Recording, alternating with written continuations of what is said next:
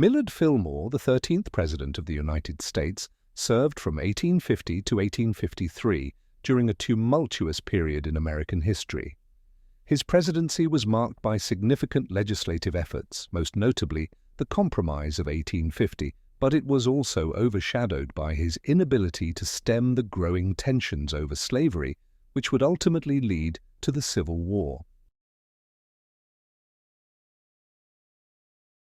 Millard Fillmore was born on January 7, 1800, in a log cabin in Summerhill, New York, to Nathaniel and Phoebe Millard Fillmore. The family was poor, and Fillmore had little formal education in his early years. However, he was a keen learner, and at the age of 15, he was apprenticed to a wool carder. Afterward, he attended the local district school and managed to study law on his own, eventually becoming an attorney by 1823. Fillmore's rise from humble beginnings to a lawyer and politician was a testament to his persistence and ambition. He became involved in local politics and eventually joined the Whig Party, where his political career began to take shape. Fillmore's early political career began in the New York State Assembly, where he served from 1829 to 1831. He then ran for Congress and was elected to the U.S. House of Representatives in 1832. During his time in Congress, Fillmore established himself as a moderate voice within the Whig Party. He was known for his strong support of economic development, including protective tariffs and internal improvements, as well as his opposition to the expansion of slavery into new territories. He served in Congress intermittently between 1833 and 1843, and was known for his hard work and his ability to build alliances across party lines. In 1848, Fillmore was selected as the vice presidential running mate for Whig candidate Zachary Taylor. They won the election, and Fillmore became vice president in March 1849. In July 1850, President Taylor suddenly died of illness, and Millard Fillmore was sworn in as the 13th president. Fillmore's presidency began in the midst of increasing national tension over the issue of slavery, especially in the territories acquired after the Mexican-American War, 1846 to 1848. As new states and territories sought admission to the Union, the question of whether they would allow slavery became a divisive issue. Fillmore, who had long advocated for the preservation of the Union, found himself at the center of this national debate. He supported the efforts of Senator Henry Clay, who crafted a series of legislative measures known as the Compromise of 1850. This package of laws sought to balance the interests of free and slave states, with key provisions including 1. California's admission as a free state. California entered the Union as a free state, upsetting the balance between free and slave states. 2. The Fugitive Slave Act, a more stringent law requiring the return of runaway slaves, which was deeply controversial, especially in northern states. 3.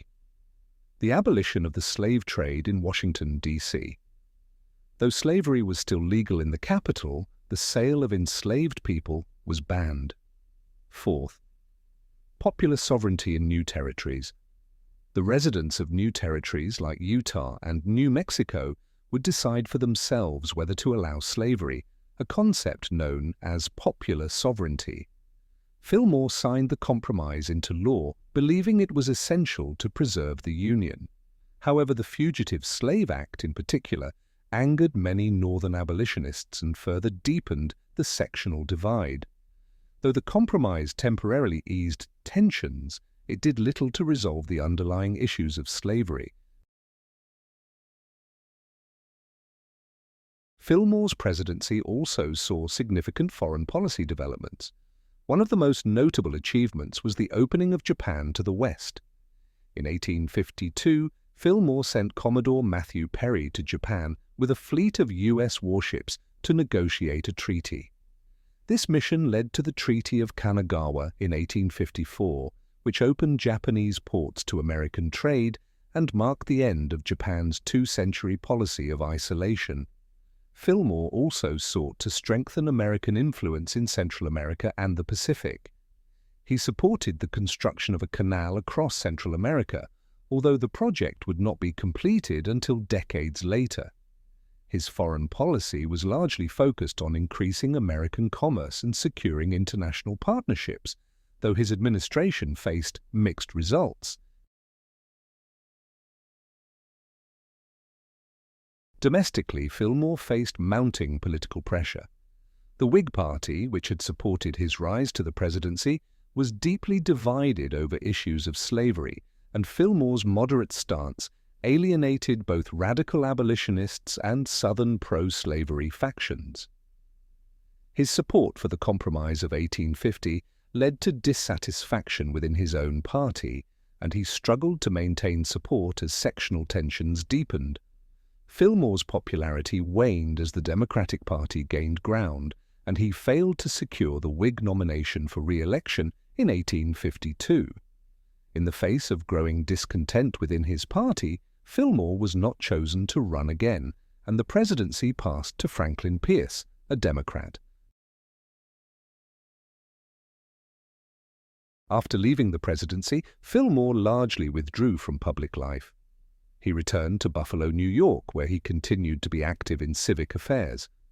Fillmore attempted a political comeback by running for president in 1856 as the candidate of the Know Nothing Party, a nativist political group that opposed immigration and Catholicism.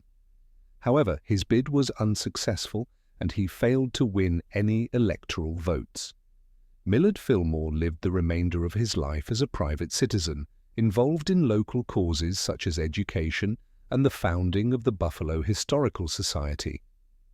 He died on March 8, 1874, at the age of 74. Fillmore's death marked the end of a life that had spanned some of the most crucial years in American history. Fillmore's legacy is often seen as one of moderation, caught between the deeply polarized forces of abolitionism and pro-slavery sentiment.